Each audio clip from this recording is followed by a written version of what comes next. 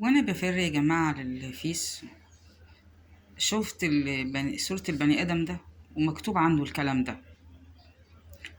فالحقيقة ده كلام ما يتعداش كده، يعني ما نعديهوش كده. يعني شفتوا كمية التعريض اللي في الكلام ده ايه؟ يعني ده ما ينمش غير يعني على اني واحد جاهل جهل يعني ده عدى الجهلاء بمراحل. في ناس كتير قوي جهلة، وفي ناس كتير قوي ما اتعلمتش يا جماعة. و لا، وعندها ثقافة ووعي ودين وأخلاق وكل حاجة كويسة جدا. يعني ممكن تقعد معاه تتكلم معاه، تحب تتكلم معاه، تحب عقله، تحب مخه. ده أنا مش لاقيه له وصف يعني الصراحة. يعني المكتوب عنه ده كلام، يعني لو هو فعلا قاله فده كارثة، نصيبة سودة يعني. جه الشباب ده اللي الإعلاميين بيكتبوا عنه ويطلعوا نجم المجتمع لما بيغني في مالها ليلي طبعا. واحنا كلنا عارفين ايه هو المالها الليلي، وايه المشروبات اللي بتكون فيه، ومين اللي بيبقى موجودين فيهم، وشكلهم بيبقى عامل ازاي، وحالتهم المزاجية بتبقى عاملة ازاي. ولما تكون في وسطيهم واحده بقى رقاصه بقى طالعه عريانه، وهو يقول الكلام ده، اصل احنا كلنا قاعدين بجواكت ومتغطيين، ودي واحده يا عيني عريانه وما مشيتش شمال، وب100 راجل. ب100 راجل ليه يا ريس؟ ب100 راجل ليه؟ عشان عريانه؟ يعني هي عشان عريانه انت خليتها ب100 راجل؟ وهي كده شغلانتها حلال وبدل ما تمشي شمال؟ امال انت ايه في نظرك الشمال يعني؟ ايه في نظرك الشمال لما واحده تطلع عريانه خالص كده قدام الرجاله؟ السكارة بقى واللي شارب وانت بقى شوف بقى الرجاله طبعا مش هتبقى قاعده ساكته يعني، مش هتبقى قاعده ساكته.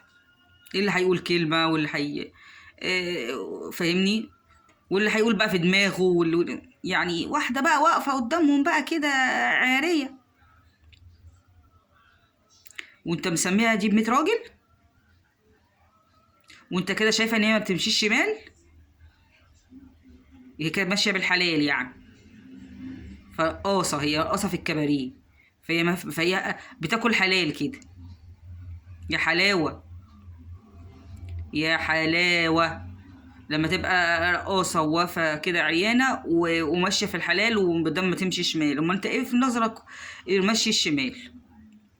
لما ده مش شمال، امال ايه الشمال عندك؟ ولا هو اليمين بقى شمال والشمال بقى يمين عندك، ولا ايه الدنيا ايه؟ انت ازاي سايبينك تطلع تتكلم في الاعلام؟ ازاي؟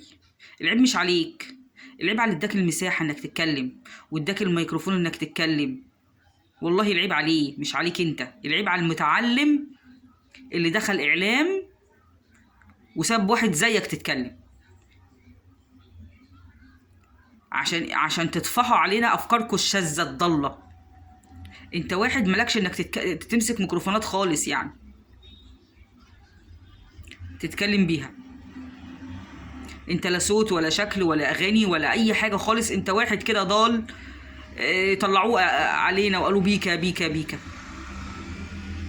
وعملوه الشباب بتحبه والبنات بتحبه انا مش عارفه بنات بتحبه ايه وشباب بيحبوه ايه، يعني ما حدش بيحبه اصلا.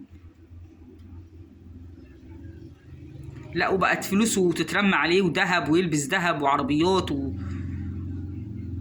يعني لا حول ولا قوه الا بالله، لا حول ولا قوه الا بالله والله.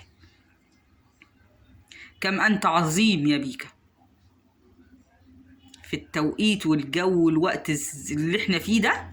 كم انت عظيم، برافو. حسبنا الله ونعم الوكيل.